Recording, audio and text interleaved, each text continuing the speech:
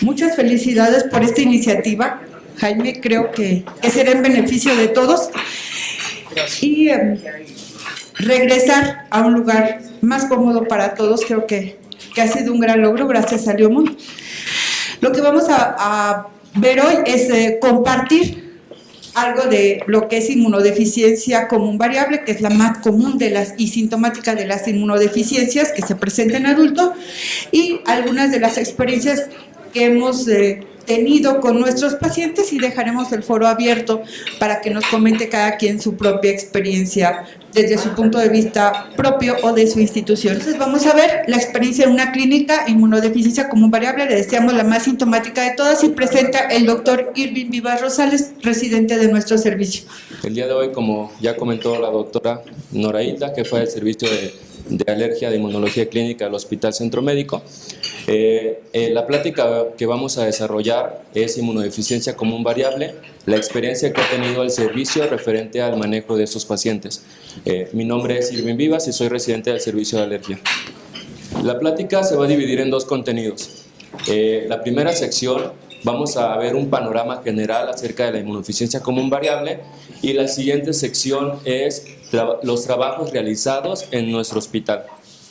La inmunodeficiencia común variable tiene diferentes etiologías que al final de cuentas se expresan de una misma manera, como una disminución en cuanto a los anticuerpos en el paciente. La primera descripción que se realiza de inmunodeficiencia común variable fue llevada por Geneway en 1953, y él describe a una mujer de 39 años con historias recurrentes de infecciones a nivel de sinusitis, otitis media aguda.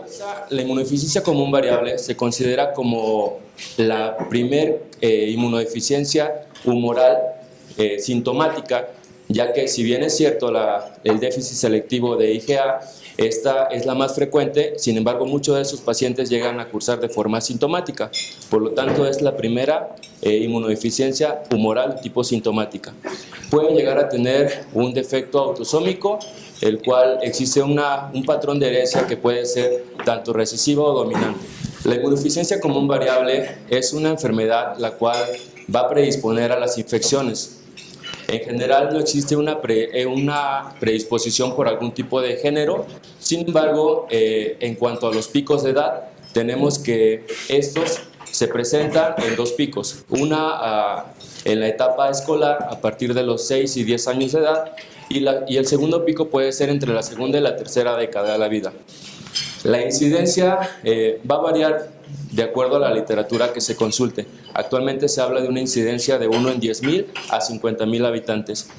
Aproximadamente entre un 15 o un 20% de ese tipo de inmunodeficiencias llegan a tener un componente hereditario. Existe todavía un retraso en el diagnóstico en la literatura internacional de 4 hasta 9 años hasta 4 a 9 años.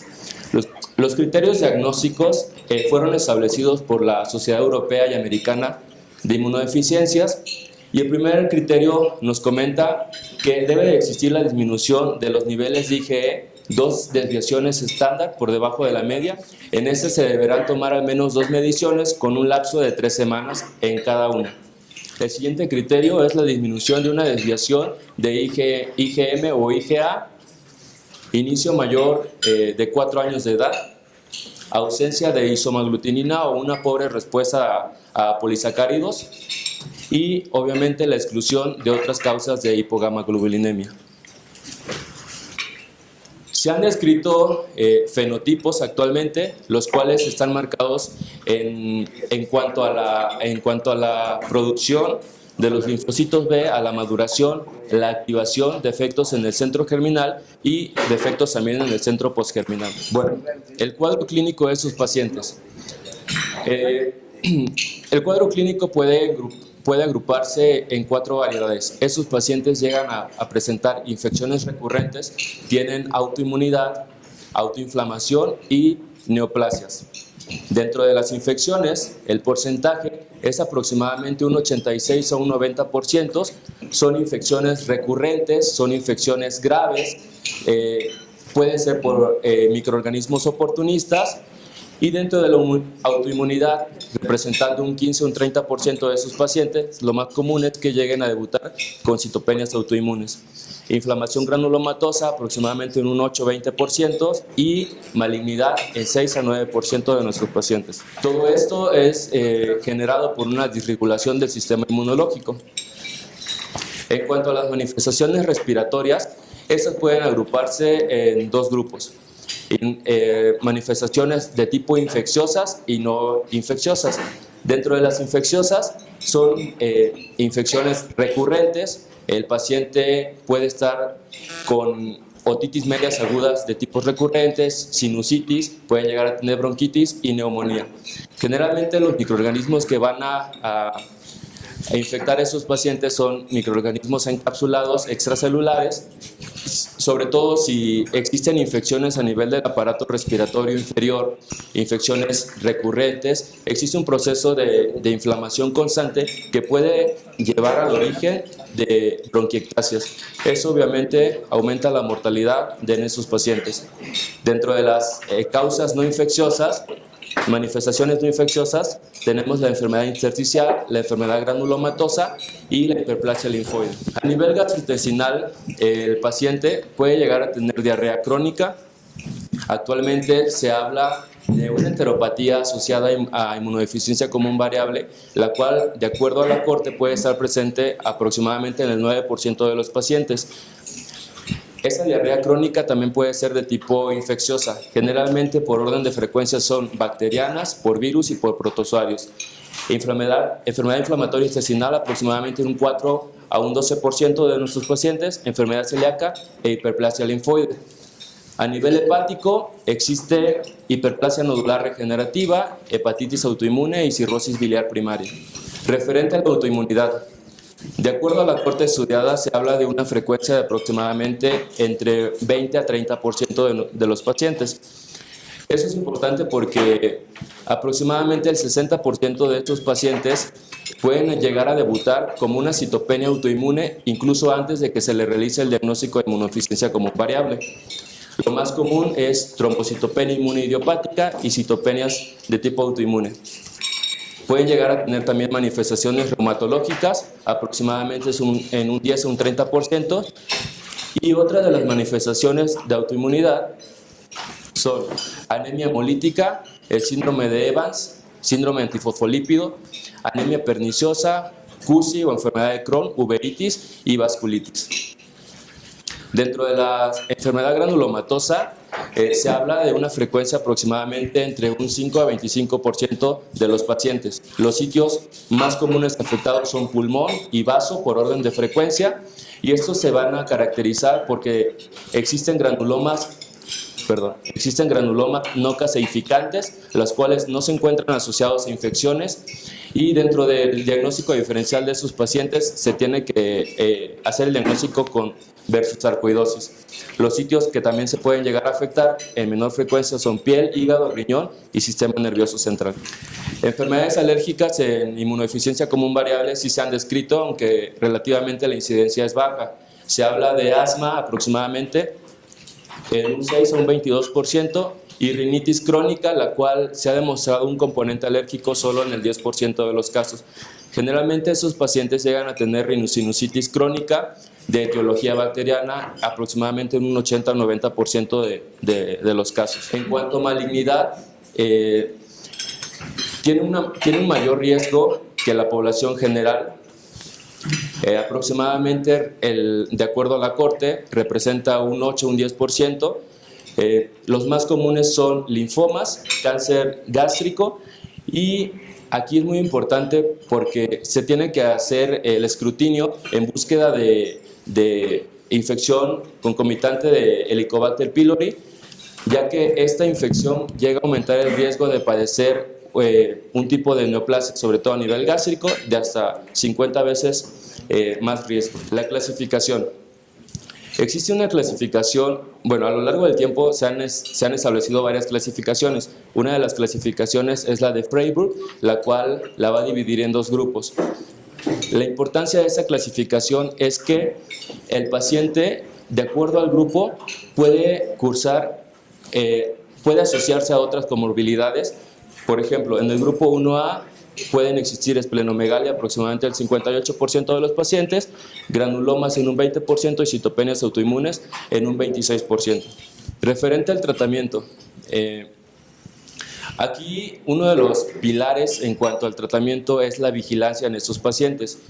Considerando que esos pacientes pueden tener infecciones recurrentes, autoinmunidad, pueden cursar con neoplasias, es muy importante que en cada consulta, en un paciente con inmunodeficiencia común variable, se realicen preguntas dirigidas intencionadamente en búsqueda, así como la exploración de estas comorbilidades. Otro de los pilares en cuanto al manejo de estos pacientes, pues es la sustitución de inmunoglobulina humana, en la cual puede administrarse mediante 2 vías, ya sea intravenosa o subcutánea. La administración de inmunoglobulina se tiene que individualizar. Si bien existen dosis establecidas, por ejemplo, en bronquiectasias, hasta de 600 miligramos kilodosis, se tiene que individualizar, ya que se tiene que ver las otras comorbilidades que llega a presentar el paciente o si en ese momento cursa con un proceso infeccioso. ¿Cuál es el pronóstico de los pacientes con inmunodeficiencia común variable? Esto ha evolucionado, ha cambiado significativamente a lo largo del tiempo. En 1979 se hablaba que esos pacientes llegaban el 30% de esos pacientes tenían una sobrevida a los 12 años del diagnóstico. En el 2016, el 65% sobrevive a más de 45 años realizado el diagnóstico. Esto obviamente depende del manejo sustitutivo y el control de las comorbilidades que tengamos. Dentro de las causas de mortalidad, la enfermedad pulmonar intersticial representa el 35%, tenemos que los linfomas un 20, un 30% y otros tumores aproximadamente en un 10%. Cuando existe la sospecha de inmunodeficiencia común variable, en nuestro servicio tiene que llegar al servicio de alergia e inmunología, se le tiene que realizar una historia clínica detallada, una exploración y ayudarnos con análisis complementarios. Una vez establecido el diagnóstico de inmunodeficiencia común variable, se inicia el tratamiento con sustitución de inmunoglobulina. No manejamos al paciente de forma aislada, sino que trabajamos de una manera multidisciplinaria con muchos servicios, entre ellos incluido hematología, nefrología, endocrinología, gastro, otorrino, cirugía maxilofacial y neumología. Hasta aquí sería el panorama general sobre inmunodeficiencia común variable. Ahora nuestro servicio les va a compartir la experiencia que ha tenido referente a la inmunodeficiencia común variable. Los estudios que vamos a mostrarles son estudios que se encuentran publicados en la revista de alergia. Uno de los estudios era evaluar la calidad de vida de esos pacientes mediante el cuestionario SF36. En este estudio, la corte estuvo conformada por 23 pacientes, de los cuales el 60% fueron mujeres y un 40% fue hombre. La edad promedio de esos pacientes fue de aproximadamente 38 años. Ese cuestionario, el SF36, evalúa 8 áreas. En nuestros pacientes, las áreas que mayormente se encontraron afectadas fue salud general en un 56%, vitalidad y desempeño físico en un 72%. Cuando esos pacientes cursaban con más de 3 comorbilidades, esto tuvo asociación estadística de acuerdo al cambio del estado de salud en el último año. Otro de los estudios que se han realizado era evaluar sobre las cardiopatías estructurales y funcionales de estos pacientes. Esto, la importancia, ya que muchos de los pacientes cursan con bronquiectasias y entonces se quería evaluar si esas bronquiectasias también presentaban algún tipo de asociación directa o indirecta con esos pacientes, sobre todo a nivel cardiológico. La literatura nos marca que existe insuficiencia mitral aproximadamente en un 65%. En nuestro estudio se encontró mediante estudio ecocardiográfico el 65.4% de nuestros pacientes. Ahora, también se hicieron evaluaciones de cavidades derechas en las cuales, si ustedes pueden apreciar, En cuanto a insuficiencia pulmonar y presión sistólica arterial pulmonar límite, realmente no existen datos en la literatura internacional. En el centro médico se encontró que el 46.2% de estos pacientes llegaron a tener insuficiencia pulmonar y presión sistólica arterial pulmonar límite en el 15.4% de nuestros pacientes. Otra de los estudios era evaluar sobre las manifestaciones clínicas orofaciales en pacientes adultos con inmunodeficiencia común variable. En esto, la corte estuvo formada por 26 pacientes, de los cuales 10 fueron hombres, 16 mujeres. La edad promedio igual fue de 38 años y al menos el 70% de nuestros pacientes presenta una lesión. En cuanto a los órganos involucrados, se encontró que existe afección en cuanto a las glándulas salivales en aproximadamente 20 pacientes en las glándulas salivales menores y 2 pacientes en las glándulas salivales mayores. Esto, si ustedes pueden apreciar, realmente no existe un estudio con el cual se pueda comparar. Se buscó en la literatura y uno de los estudios fue publicado por Scully en 1993, pero esta fue para población pediátrica. Entonces realmente no existen datos en población adulta. Por lo tanto, es un artículo original único. En cuanto a la prevalencia, severidad tomográfica de rhinosinusitis crónica en esos pacientes, la prevalencia de rhinosinusitis crónica se ha establecido en aproximadamente un 12 a un 16%. Diferentes estudios han establecido una prevalencia pues muy diferente. Sin embargo, en centro médico la prevalencia fue de aproximadamente 52% en nuestra población. De acuerdo a la clasificación de Lund, esta se clasificó como leve en el 54% y severa hasta en el 18.7% de los pacientes. El sitio anatómico mayor afectado fueron los senos maxilares de forma bilateral, arriba del 30% de nuestros pacientes. Ahora, eso va de la mano también con el artículo anterior. Si consideramos que la rhinosinusitis crónica principalmente es de etiología bacteriana, en nuestro hospital se llevó la tarea de identificar cuáles son los microorganismos que se encuentran comúnmente en esos pacientes. Así, mediante la asociación con el servicio de otorrinolaringología, se tomaron muestras de secreción vía endoscópica del meato medio, encontrando un aislamiento en cuanto a bacterias gram positivas del 67% de los pacientes y gram negativas en un 33% de los pacientes.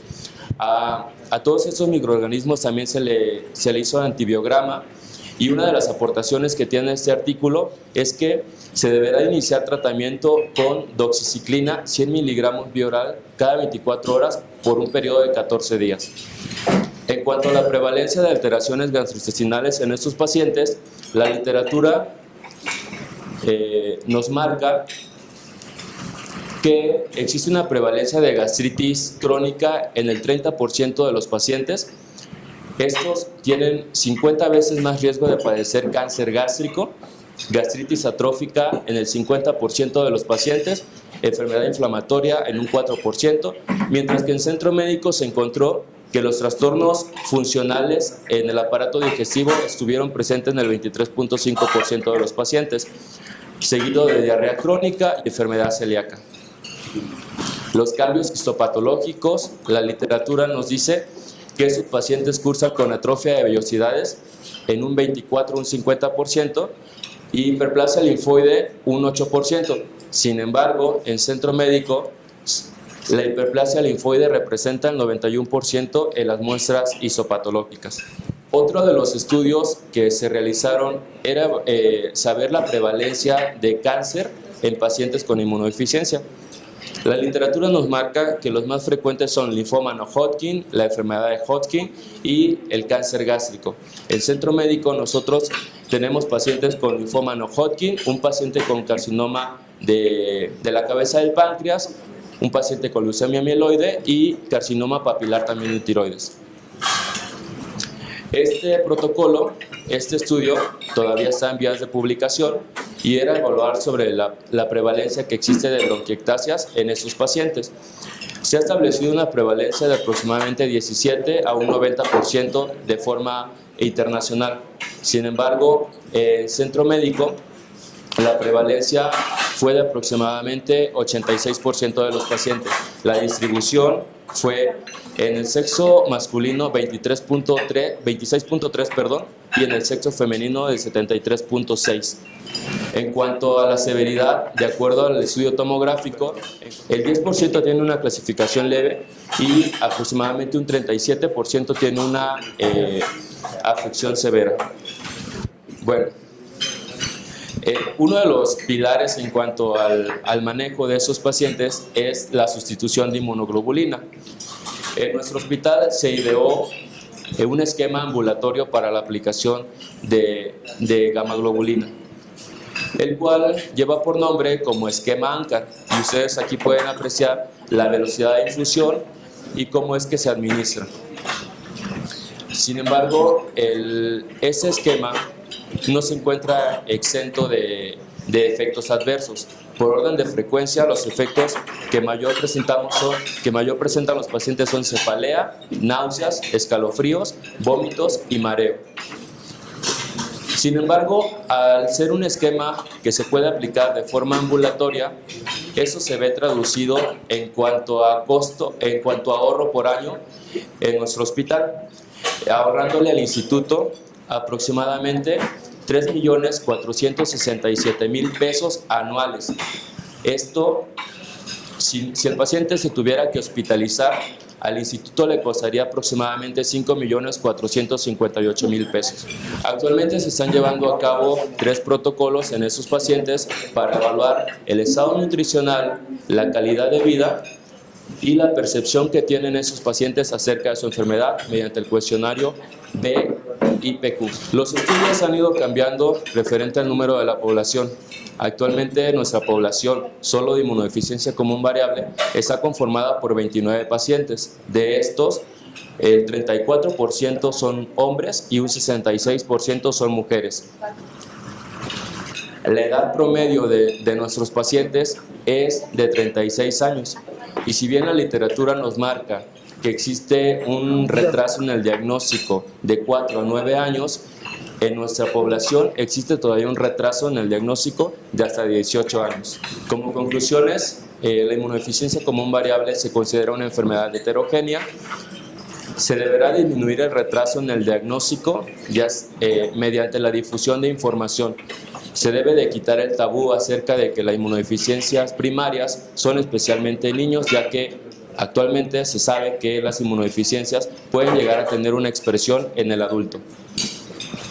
El trabajo tiene que ser multidisciplinario, nos tenemos que apoyar de otros servicios con el objetivo de poder mejorar la calidad de vida y el pronóstico de esos pacientes. Gracias, Irving. No te me vayas. Vamos a iniciar la sección de preguntas y respuestas y posteriormente vamos a pasar a la de comentarios finales por cada hospital, ¿no? Entonces, adelante las personas que quieran preguntar, por favor. Sí, antes de que escuchemos sus comentarios, ¿alguna pregunta para nuestro ponente en relación al tema que nos acaba de presentar? No, ¿verdad? Bueno, es que estamos... allá hay alguna, por favor, adelante. Hola, buenos días. Mi nombre es Isabel Moribe. Yo soy residente del Instituto Nacional de Pediatría. Quería preguntarte lo de la infusión en los adultos. Bueno, nosotros también tenemos una inmunoterapia de corta estancia donde administramos la gamma-globulina intravenosa y subcutánea y algunos otros medicamentos. Y que quería ver cómo lo hacen en adultos. Entonces vi el esquema, pero no alcancé como a entender la forma de infusión de la gamma-globulina, tanto intravenosa como subcutánea. Bueno, el objetivo de la administración de inmunoglobulina de forma ambulatoria es que principalmente el paciente no tenga que hospitalizarse. En el primer frasco, en un frasco que contiene 6 gramos, la infusión se lleva a cabo en 120 a 200 minutos. Esto se va disminuyendo el tiempo hasta la tolerancia del paciente. Hola, buenos días. Bueno, prácticamente lo que hacemos para la infusión es, en el primer frasco, dependiendo de si la concentración es de 5 o de 6, lo que vamos a hacer es que la infusión se inicia con 60 minutos en el caso de la de 6 y con 50 minutos en el caso de la de 5. Y posteriormente se van reduciendo 10 minutos en cada frasco hasta que prácticamente cuando llegamos al cuarto frasco en la concentración de 6, la infusión se da a 30 minutos cada uno de los siguientes hasta completar el tratamiento. Y en el caso de la de 5, prácticamente a partir del tercero es que ya se inicia la infusión a 30 minutos y con eso hemos tenido muy pocos efectos secundarios y esto nos ayuda porque los tiempos de infusión en promedio son entre 3 horas y media y 4 y eso ayuda a que los pacientes puedan pues retomar a su vida tanto laboral, escolar, etcétera, ¿no? Entonces, prácticamente ese es el esquema que usamos. Sí, porque resulta que en ocasiones teníamos pacientes referidos que nos comentaban que en otros hospitales les aplicaban la gamaglobulina hasta en 3 días y hospitalizados. Decíamos, no, eso no puede ser. O sea, pues con este esquema que se implementó en nuestra clínica, como comentó la doctora, efectos adversos, tiempo, la parte laboral por parte del paciente y los costos también, como comentó el doctor, pues se han visto beneficiados en ese sentido. Bueno, y nada más una cosa, y también es muy importante que no los premedicamos, a ninguno. ¿Sale? Prácticamente todos pueden tolerar la infusión sin ningún otro medicamento. Creo que habías preguntado acerca de la subcutánea, ¿verdad? Bueno, en realidad ahorita no tenemos mucha experiencia en ese sentido, vamos apenas a empezar a ver ese aspecto, estamos viendo cuáles pacientes de estos serían los idóneos para pasar ese otro tipo de aplicación, pero todavía no implementamos ese método aquí en el hospital, pero ya próximamente lo tendremos. Una pregunta, tú manejaste un retraso en el diagnóstico de 18 años, ¿esto fue a partir del primer contacto con el médico o fue a partir de que tuvo la primera manifestación clínica? Fue a partir de la primera manifestación. Nuestra población es de adultos, entonces parte de esos adultos comenzaron sus manifestaciones durante la infancia. Sin embargo, solo se manejó de forma ambulatoria mediante administración de antibióticos y no se tuvo la impericia de buscar una alteración en el sistema inmunológico. Entonces, si bien, como usted comenta, el retraso es de 4 a 9 años en nuestra población, desde que iniciaron los síntomas hasta que se realizó el diagnóstico es de aproximadamente 18 años. De no haber otra pregunta, vamos a pasar, por favor, y nos gustaría, así como comentó la doctora Norailda, en la Semana Mundial de las Inmunodeficiencias, tuvimos un simposio apenas este lunes, donde mostramos parte de todo esto, de nuestra clínica y otros aspectos. Entonces nos gustaría saber, sobre todo, nosotros que estamos enfocados básicamente en adultos, y bueno, también en la experiencia que tengan en adultos en otros centros hospitalarios, y sobre todo la experiencia que tengan en la población pediátrica, porque eso nos ayudaría mucho a abrir este panorama, ¿no? Cómo es la implementación. Entonces, podríamos aprovechar para, si van a hacer algún comentario por cada centro formador, nos gustaría que también, aparte, alguien, la misma persona o alguien más que quisiera darnos cuál es el panorama actual que tienen ustedes en sus pacientes con este tipo de diagnóstico.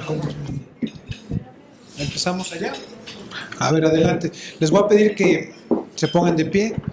Nosotros nos conocemos, pero me gustaría que las personas que nos están viendo también nos conozcan, su institución, nombre y el comentario, ¿no? Adelante. Bueno, mi nombre es Javier Hernández, soy residente de primer año del Servicio de Inmunología y Alergia del Hospital General de México. Nosotros en realidad vemos adultos y niños, principalmente adultos. La experiencia que tenemos en el hospital no es tan amplia. En los últimos años hemos tenido 2 pacientes. En este momento, en el servicio de neumología hay un paciente internado, el cual tiene 34 años de edad, y él, como bien lo describió el doctor, él cursaba con diarrea crónica. Él además del diagnóstico que ya se le hizo de inmunodeficiencia común variable, tiene tuberculosis meningea. Y es un paciente que además el servicio de neurología le hicieron estudios, le hicieron una electromiografía y también se le hizo el diagnóstico de Guillain-Barré. Es un paciente que está con ventilación mecánica, el cual no se ha podido retirar de esta, un paciente con muchas comorbilidades y que tiene una estancia de ya más de un mes en el servicio de neumología. Nosotros le estamos dando cada 20 días el tratamiento con la gamaglobulina y pues realmente como tiene muchas comorbilidades, su evolución ha sido un poco tórpida. Esa es nuestra experiencia. El 21 de marzo de este año se publicó en una revista que se llama Clinical Radiology un artículo muy interesante. El artículo se titula Inmunodeficiencias primarias humorales y tomografía de alta resolución. Este artículo, los autores del artículo son miembros del Instituto de Radiodiagnóstico de la Universidad de Udine en Italia. Ellos, dentro de su epidemiología, dicen, de acuerdo a los datos de la Sociedad Europea de Inmunodeficiencias, que todas las inmunodeficiencias primarias, su prevalencia es de 6 en cada 100.000 habitantes y particularmente la común variable de 1 en cada 25.000 a 50.000 habitantes. Como sabemos, más del 40%, lo que refiere también ellos, el 40% de los pacientes, sus manifestaciones se presentan en la edad adulta. Ellos hacen énfasis en la tomografía de alta resolución. Como sabemos, son pacientes que tienen susceptibilidad a padecimientos sinopulmonares y es muy importante la tomografía de alta resolución para hacer el diagnóstico, para caracterizar el tipo de patología, puede ser infecciosa o no infecciosa, establecer su seguimiento y su pronóstico. Y sí es muy importante, los que estén más familiarizados con tomografía de alta resolución, pues los patrones que se describen, pues podemos tener una neumonía con el clásico broncograma, sin embargo podemos tener cavitaciones, bronquiectasias, dentro de las cuales se clasifican como cilíndricas, variceales, quísticas. Hay algunos estudios que tratan de establecer la gravedad de las bronquiectasias, sin embargo no están estandarizados. Incluso podemos encontrar patrones en mosaico que nos hablan de atrapamiento aéreo, y esto sí es muy importante porque eso nos habla de daño en la vía aérea pequeña, que incluso los que estén familiarizados con espirometría, ni siquiera el BEF 2575 está estandarizado, y en otros textos como el libro de Hansel de radiología torácica, ellos le dan una sensibilidad de hasta el 85% al patrón de mosaico como parte de afección de la vía aérea pequeña. Obviamente podemos tener patrones sugestivos de una neumonía linfocítica, intersticial y linfocítica, caracterizado por nódulos, vidrio despulido. Es muy interesante, muy importante tener como parte del protocolo la tomografía de alta resolución, e incluso recordemos que el linfoma es una de las patologías de las cuales tienen mayor susceptibilidad estos pacientes, y la revisión de ganglios mediastinales se vuelve relevante, ¿no? Gracias. Vamos a pasar con el siguiente comentario. Pues seguimos con Mesa Instituto Nacional de Pediatría. Muy buenos días, yo soy Cintia Falk, médico residente de quinto año de alergia e inmunología. Pues con el comentario desde el punto de vista pediátrico, que era lo que querían también como ampliarlo, tenemos nosotros un artículo publicado en enero del 2013 en el Xavier que nos habla de nuestra casuística en el hospital. Son 43 pacientes pediátricos los que se encuentran con el diagnóstico, y actualmente hay aproximadamente 6 o 7 más. Y de esto pues llama la atención la edad media de diagnóstico a los 13 años, pero llama la atención que hay un retraso de diagnóstico de 13.5 años en la población pediátrica. En Estados Unidos describen un retraso de diagnóstico que va entre 5 y 7 años, y en Europa en 8 años y medio. Entonces, como pueden ver, inclusive en el paciente pediátrico el retraso del diagnóstico ha sido muy importante. También en el ICON, se está publicando un ICON como un variable, nos habla de los criterios diagnósticos, ¿verdad?, en los que todavía no hay un consenso, en el que encontramos, pues sí, una IgG baja, más o menos 2 desviaciones estándar, pero también nos comenta el hecho de que no tenemos una estandarización de niveles de IgG por cada población, haciendo que asumiendo que no vamos a tener los mismos valores en Estados Unidos, en Rusia, en México o en mi país, en Honduras. Entonces, para empezar, esa estandarización nos crea un problema.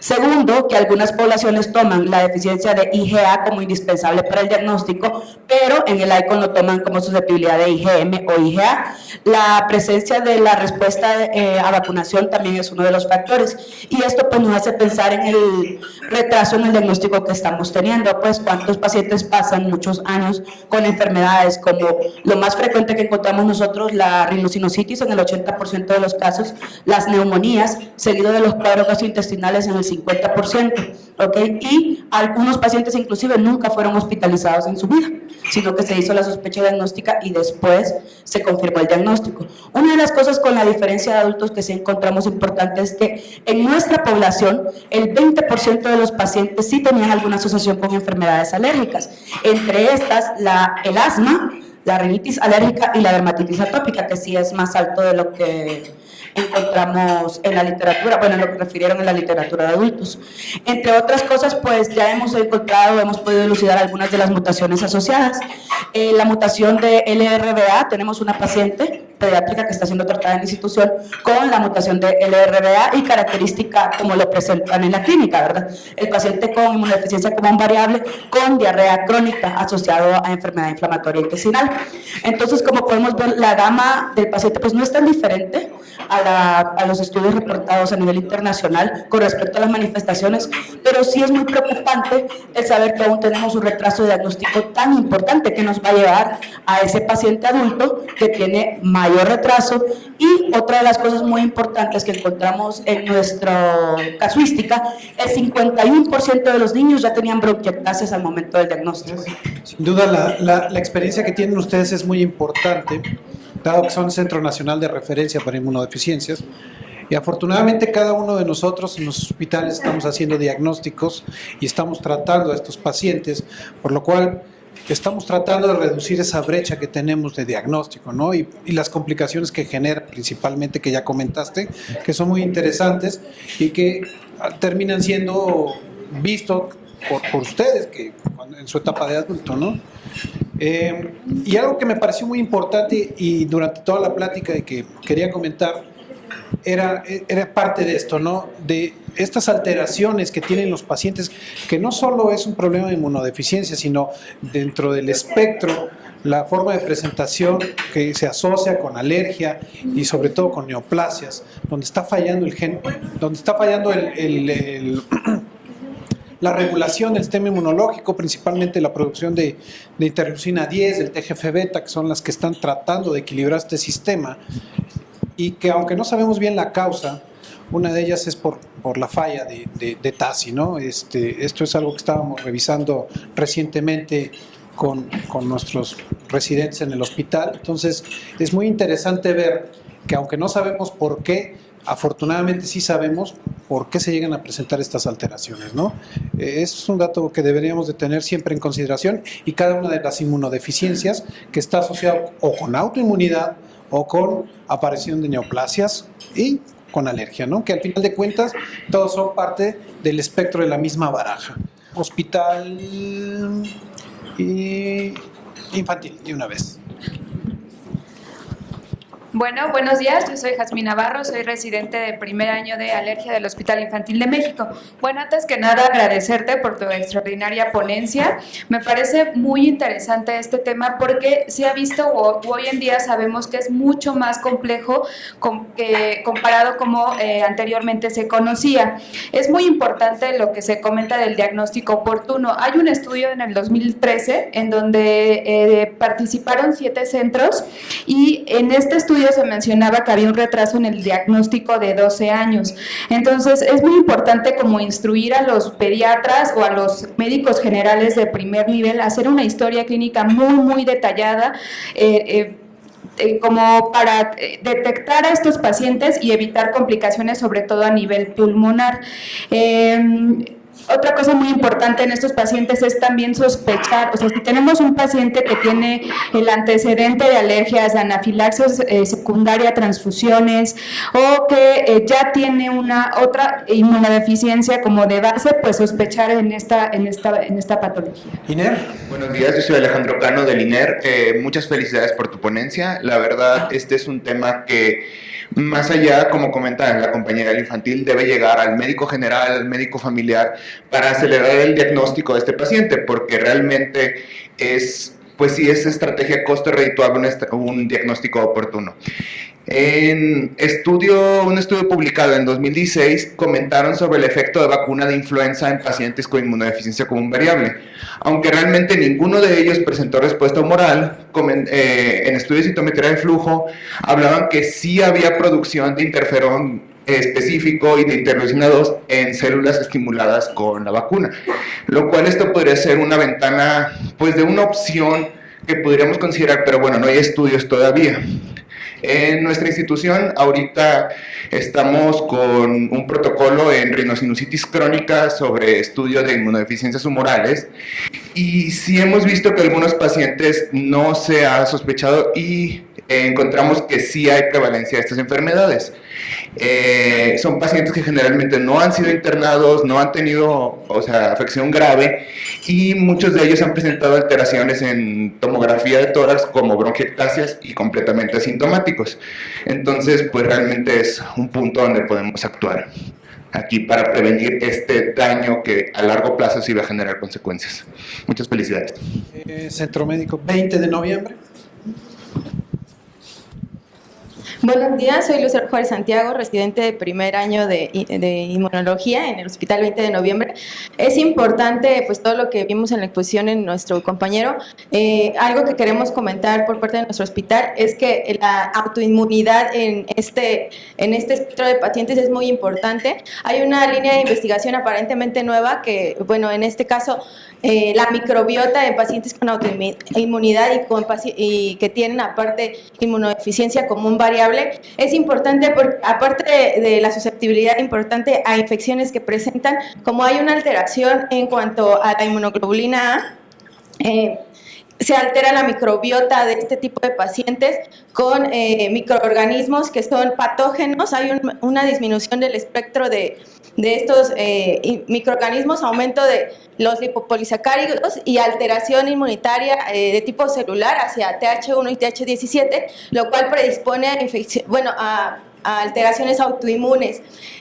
Recientemente se ha ido investigando, algo importante que ellos comentaban era que uno de los espectros es gastritis atrófica que presentan este tipo de pacientes, aun cuando es un porcentaje bajo. Hay algunos estudios que apenas están empezando, en los cuales se ha visto que a pesar de que está asociado con el Helicobacter pylori, al erradicar esto, no revierte la gastritis atrófica. Y esto aparentemente porque hay un mimetismo molecular con que ataca, el mimetismo molecular que está presente ya en un espectro de autoinmunidad. Entonces, podría ser una línea de investigación para nosotros ahondar más en esto. Buenos días, Miguel Ángel Otero, médico residente segundo año del Centro Médico Nacional 20 de noviembre. Nada más para completar con la experiencia que tenemos en el servicio. En el servicio tenemos 10 pacientes con inmunodeficiencia común adultos, y lo que hemos encontrado en estos pacientes son alteraciones a nivel de las poblaciones de linfocitos, con linfocitos CD4 bajos, una relación 4-8 disminuida. También en algunos casos encontramos alteraciones en las células NK y efectivamente tienen disregulación del sistema inmune. En nuestro servicio no tenemos tantas complicaciones, quizá porque nosotros les damos inmunoestimulación inespecífica a todos los pacientes entre cada ciclo de administración de inmunoglobulina. No perdamos de vista estos pacientes, parte de la experiencia que tenemos, aquellos pacientes que presentan subclases de IgG 3 o de IgG 4 bajas, que están descritos en la literatura y que desafortunadamente a lo mejor los que tratamos pacientes pediátricos no llegamos a ver, pero se presume que son los que terminan siendo inmunodeficientes o con inmunodeficiencia común variable, ¿no? Sí. Buenos días, María Eugenia Vargas, jefe de servicio de inmunología clínica. Nosotros tenemos 20 pacientes adultos con infusión continua. De esos 10 nada más son de común variable. Los otros 10 son deficiencia de subclases y no han mutado a común variable a lo largo de los años. Eso es muy interesante. Tuvimos en la población, nosotros tenemos que ver niños y adultos, y en población pediátrica tuvimos una pequeñita que tenía deficiencia selectiva de IgG3. Ustedes pueden decir no es tan importante, pero tuvo una púrpura de Gen 8 Poch, la cosa más horrenda que se puedan imaginar, con una artritis que le impedía caminar. Le pusimos durante 5 años infusión de inmunoglobulina de los 5 a los 10 años. A los 10 años, en uno de sus controles, inmunoglobulinas normales, subclases normales. Y ahorita ya tiene 14 años y no ha recaído. Entonces es muy importante este tipo de problemas. Probablemente tengan una modificación epigenética si se atienden a tiempo y el niño pueda evolucionar mucho mejor. Los de deficiencia de subclase los hemos diagnosticado hasta los 58 años después de un linfoma. Muy bien, me faltó alguien más. Compañeros de la raza vinieron. Adelante. Mucho gusto, soy pues Eucario, soy residente de segundo año de alergia e inmunología en La Raza. Primero que nada, no le digan a mi jefe de servicio, pero voy a felicitar a la competencia siglo XXI, la verdad que me sorprende que tienen muy estructurado y muy estudiado a su población, ¿verdad? Nosotros tenemos una población, para pues hablar de la experiencia de nuestro centro, tenemos una población muy grande.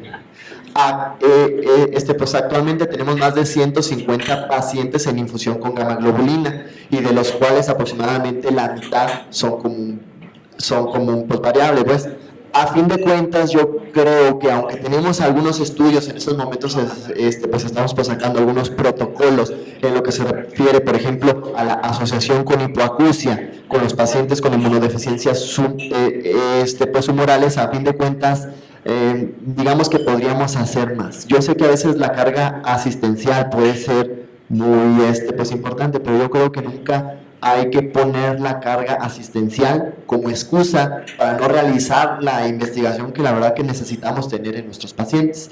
Entonces, pues sería lo que yo podría pues aportar, que yo creo que hay que realizar un poco más. Como comentario final con respecto a este tema pues como tal, pues simplemente por recordar que la inmunodeficiencia común variable es prácticamente como es algo pues prácticamente pues sindrómico, porque en realidad ya vemos que las mutaciones son muchas, desde las mutaciones de TASI, de AICO, CD10, 19, entre muchas otras que se han ya pues dado, y a fin de cuentas podemos hablar de un espectro pues clínico que abarca desde la deficiencia de IgA hasta la inmunodeficiencia común pues variable como tal. Entonces, a fin de cuentas aún se considera que la mutación específica es desconocida, pero yo creo que más bien no es desconocida, sino es una amplia gama de pues, mutaciones y no una sola o muy franca como en otro tipo de inmunodeficiencias. Gracias. Yo digo que la inmunodeficiencia común variable es una caja de Pandora, o sea, no sabemos qué va a pasar con ese paciente después, ¿no? Y todo lo que no tiene tampoco un diagnóstico bien definido, también queda ahí, ¿no?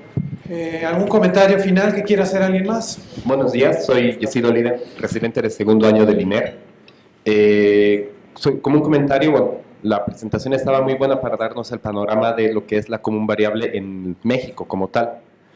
Hay una cosa muy interesante que lo comentaba aquí el compañero, que eran los recuentos bajos de CD4, y es que en realidad la inmunodeficiencia común variable, cuando se asocia este fenotipo de CD4 disminuido, ya hablamos de combinadas de presentación tardía, las que actualmente se están denominando los CID.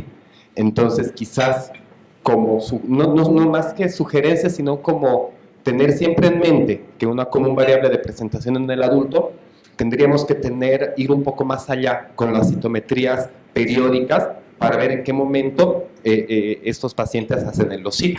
Actualmente se tienen muy pocos casos registrados y es porque la sospecha es muy baja. Y recién es un fenómeno que se ha ido dando en los últimos 5 años. Y cuando se evalúa el pronóstico que tienen los pacientes con los CID, pues es un poco más, son más deteriorados en general. Gracias. Bueno, yo quería comentar lo que hacemos en el Instituto Nacional de Pediatría. Allá también tenemos una inmunoterapia de corta estancia. Es un lugar en donde administramos la gamma-globulina de manera ambulatoria. Tenemos gamma-globulina al 10% intravenosa y al 16% subcutánea. Ya tenemos varios pacientes desde que empezamos con la gamma-globulina subcutánea con manejo ambulatorio. Se les entregan sus frascos y ellos se entrenan y se lo aplican en casa. Ajá. De hecho, los niños ya adolescentes, ellos mismos se aplican su medicamento. Ni siquiera tienen que su mamá ser la que se lo aplique. Bueno, la administración la aplicamos intravenosa cada 21 días y algo que quería comentar era que las dosis sustitutivas que utilizamos de gamma globulina van a depender de la respuesta del paciente, que es lo que hoy en día se llama el nivel biológico de la inmunoglobulina. Entonces, a pesar de que están descritas dosis entre 400 y 600 miligramos por kilo por mes, la dosis va a depender de la respuesta del paciente. Entonces, los niveles de inmunoglobulina se describen como que mínimo los debe tener en 500 miligramos sobre decilitro o más, pero esto del nivel biológico de la inmunoglobulina va a depender de la respuesta, es decir, entre el menos infecciones cursa el paciente, ese sería su nivel o su dosis adecuada de gamma globulina mensual. Y en los pacientes con bronquiectasia ya está descrito que se deben de tener niveles de más de 800 miligramos sobre decilitro séricos de IgG. Entonces, habitualmente en este tipo de pacientes utilizamos dosis de inmunoglobulina mucho más altas. Cuando necesitamos utilizar dosis tan altas subcutáneas, las dosis se utilizan cada 2 semanas, pero podríamos utilizarlas cada semana para que los bolsillos o las dosis de aplicación no sean tan altas. La verdad es que han tenido muy buena respuesta los pacientes y esto del manejo ambulatorio pues es un éxito para los niños, ¿no? Y los adolescentes. Gracias. Adelante, Nora. La inmunoglobulina subcutánea es una buena alternativa, la acaban de aprobar para el Seguro Social, esperamos tenerla próximamente. Sin embargo, somos cautos con ella.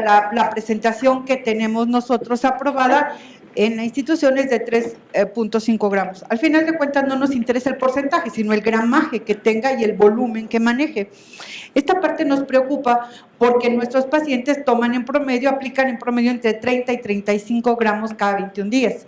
Entonces, eso de ponerse 10 piquetitos o más, vamos a ver cómo reacciona el paciente. O sea, no es tan cómodo ni tan fácil como uno desearía.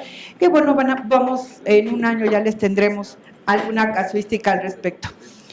Y la otra es invitarlos a que cualquiera que sean los temas que presentemos, seamos compartidos con lo que tenemos en nuestro hospital. Al final de cuentas, todos somos hospitales escuela, las sesiones las vemos todos, los temas que vemos aquí los ven ustedes en clase, pero lo que más enriquece el estar aquí es compartir la experiencia de nuestro servicio.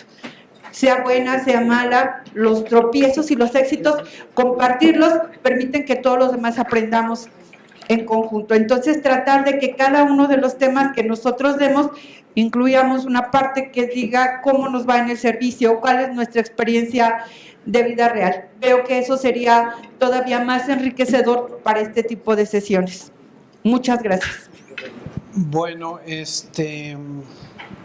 creo que vamos a despedir la sesión. Estamos en tiempo, todos tenemos trabajo y cosas que hacer. Agradecemos el patrocinio de Leomón.